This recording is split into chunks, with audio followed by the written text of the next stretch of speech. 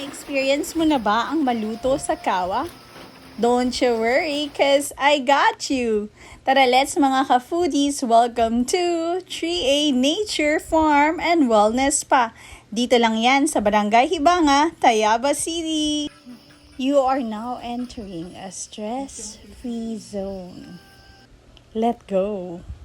So, mga ka-foodies, meron silang bundle package wherein inclusive yung kawa, but yung milk, yung facial, and then yung massage for an hour, and yung meal. So, it's 1,150 pesos for the package. All grown naturals yung ginagamit nila for the kawa, but karamihan dyan is lagundi, and then yung ibang aromatics, and then yung flowers dun rin galing sa farm. So most of them ay hibiscus. Yan. Pwede ka nang gawing tea after. Isn't that fun? Medyo mainit-init yung water, and then na-stabilize yung temperature pag inilagay na yung milk bath. So that is me trying to test the water with just a foot. So, syempre, for the testing, isa lang muna. Malay mo, hindi natin carry. And this is their welcome tea, which is a glutamate tea, which is also good for the health, diba? Pagdating mo pa lang, alaga ka na.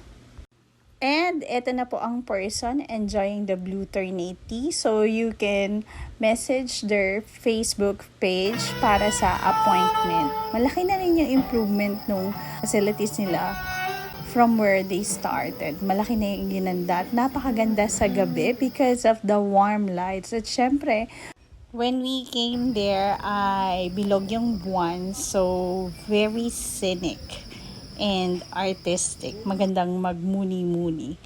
This is their massage room, at dahil solo ang person, dito tayo sa taas. Air-conditioned na rin yung massage rooms nila, and hindi na siya sa kubo. Another drink will be served after ng massage. This is their bar, and pwede rin kayo dito kumain if you want to.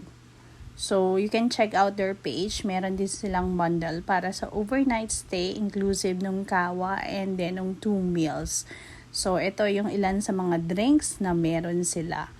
And this is the set meal na isinerve sa akin. This is pork binagoongan.